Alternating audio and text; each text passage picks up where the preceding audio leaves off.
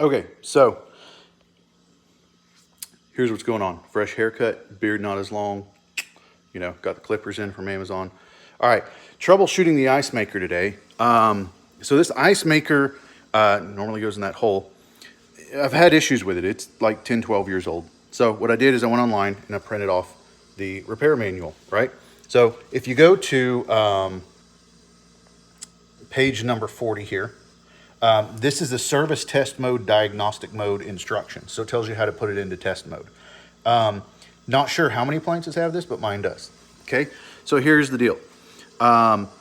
It's in test mode right now. I'm about to restart it, just kind of walk you through each of the steps. But the issue I'm having is it's not making ice, all right? It's been off for a couple of days, so all the moisture's dried out and all that stuff. Unplugged it, flipped the breaker, thought maybe like a good hard reset would do it, but it didn't, all right? So I've gone through this before, like a year ago, to try to figure out what's wrong with it. So the beauty of it is, instead of paying someone a bunch of money to come diagnose it and replace parts and all that stuff, you can do a lot of it yourself and at least narrow it down and kind of double check. I did pay a repair company just before Thanksgiving last year to fix this. Okay, same exact issue was happening. It would put water in the reservoir, which is that that right there is the reservoir. All right, there's a reservoir drain. There's a pump in here that pumps water in. There's a tube which looks like it needs to be cleaned that sends water up and down. Probably just replace those tubes. This is a recirculating pump. It circulates water up here to a cooling plate. Let me get you a better view of that cooling plate. So pull that back. All right, so there's a cooling plate back there. Right, see if I can get my finger to point. Back there is a cooling plate, okay?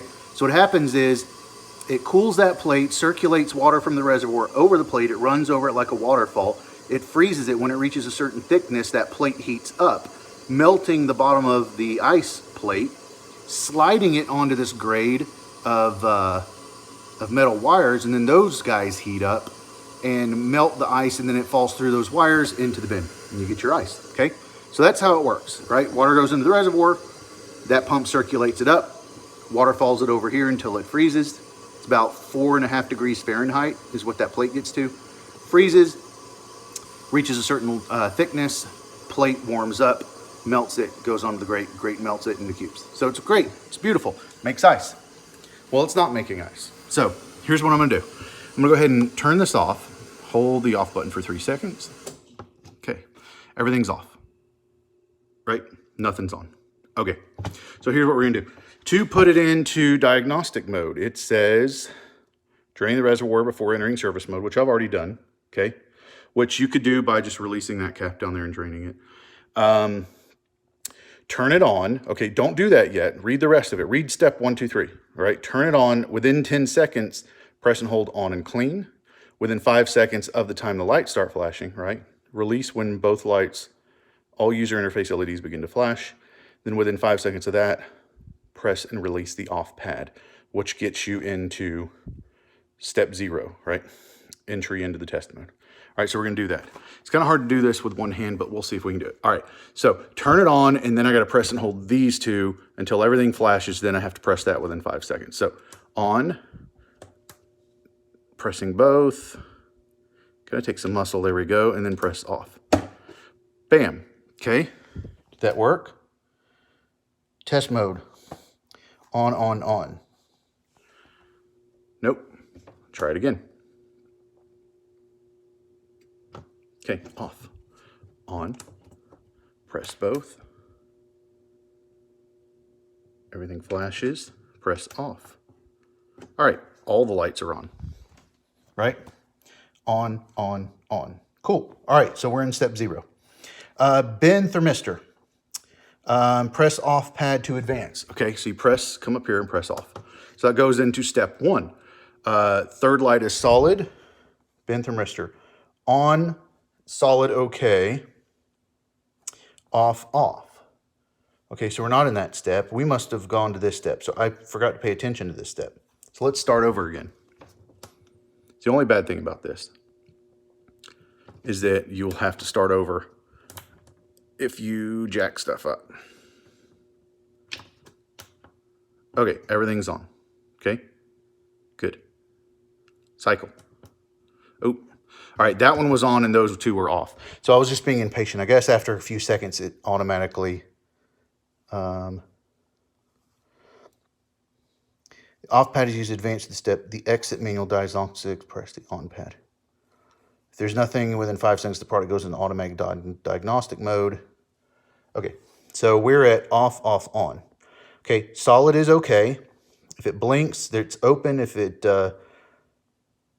4 blinks means it's shorted. Okay, so that's fine. It's not our issue. Water valve. Okay, so it should be off, blinking, on. So we're gonna go to, oh, we gotta go to this one, right? We're on this one, on, off, off. No, we're on that one. Okay, we're on this one, off, off, on. Let's go to this one. Okay, so we're gonna press off. Let's just go up here and press off. Okay, so you can see the water going in right there. That is that pump that's back here. So water's coming in. So this is flashing to let us know that blinking, reservoir empty, right there. Step 3, blinking means reservoir empty. So then what's gonna happen is when the water level sensor senses it's full, it should go on, which confirms the sensor is operational. And then we should be able to visually see that as well. So what we should be able to see is this water slowly going in, and then when it reaches a certain level, that light should stop blinking and go solid. Now that's an overflow right there, so if the water reaches above that, it'll just overflow down here. Okay, so we're gonna watch this.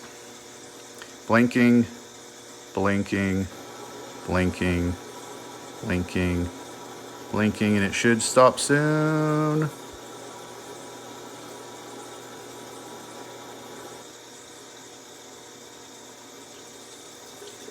Okay, so that's not stopping, but I think I might actually need to press off to cycle. Okay, so it's still trying to fill, right? Still trying to fill. It's going over the overflow and it's draining down here. And you'll hear it kick on in a second. So it stopped, right? I'm gonna hit this and it says everything's solid, okay? On, recirculation pump, okay?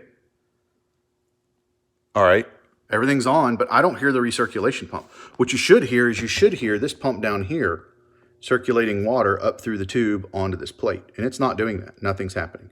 All right, so the board is telling it what to do, but it's not doing it. All right, so we've identified the recirculation pump as an issue. Now we'll talk through that issue here in a second, but I'm gonna go ahead and just cycle through the rest of it real quick, just to see, okay? So reservoir drain pump, okay, so we'll do that. That pump will then drain all the water out of the reservoir. See, going down, goes out here. Then you're gonna hear that pump in the back. There's a pump in the back that's part of the power supply actually, and that pump kicks on to drain your water out of here, okay? So the light's on the timer, so I'll just do this real quick.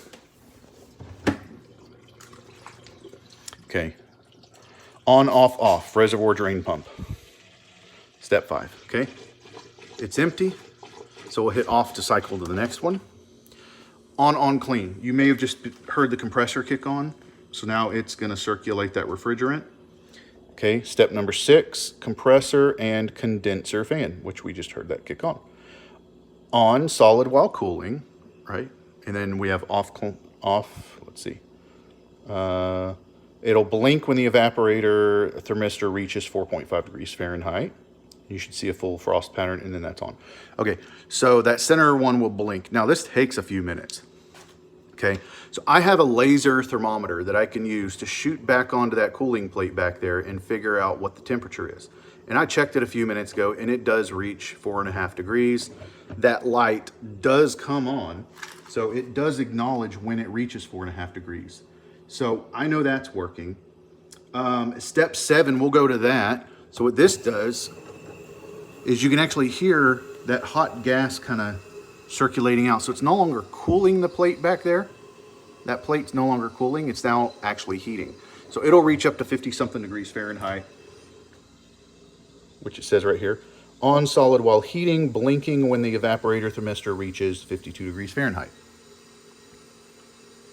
So it's blinking because it is 52, right? It is 52 because we never let it cool down to 4.5 degrees.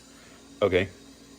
So it's hot, right? So I should be able to put a thermometer on that and it should tell me what the temperature is. Okay, so that works. And the rest of it is not really a big deal because that's pretty much the end of this cycle, right? So that's fine. So here's what I'm gonna do. My next step is I gotta figure out what's going on with this recirculation pump, okay? This guy has been a culprit before. So because of that, knowing that this pump is only like a year old, I'm probably gonna narrow it down to not being a bad pump, okay? Doesn't mean that it's not the case, it's just not the first thing I'm gonna check for, okay? I already know the control board's telling it to pump because we just ran through the diagnostic cycle.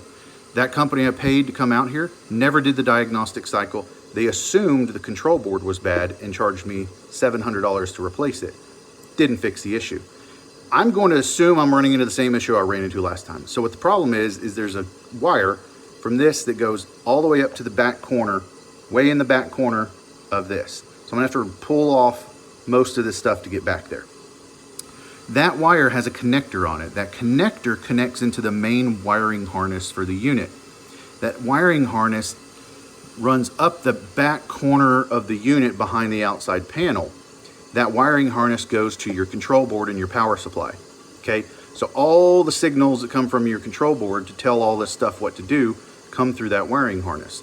So assuming everything's fine between the control board and the wiring harness, and assuming this guy is fine, then the only thing that's left here is the connection between the wiring harness and his connector where he plugs into the wiring harness.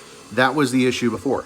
That was what I was charged $700 for a non-fix that I fixed myself for 13 cents by ordering a new connector from Mauser.com, which they sell all sorts of electronic components, tons of different connectors, anything you might need. They have it and they can get it to you quick and it's inexpensive. So it was like 13 cents for the connector and $1 for shipping or something. It was something silly. So it was a cheap fix. So that's what I'm gonna do. I'm gonna end the video. I'm gonna tear this apart and then I'll come back and I'll add some video of me once I get all this torn apart and we'll take a look at what's going on back there. But I really suspect he's still fine.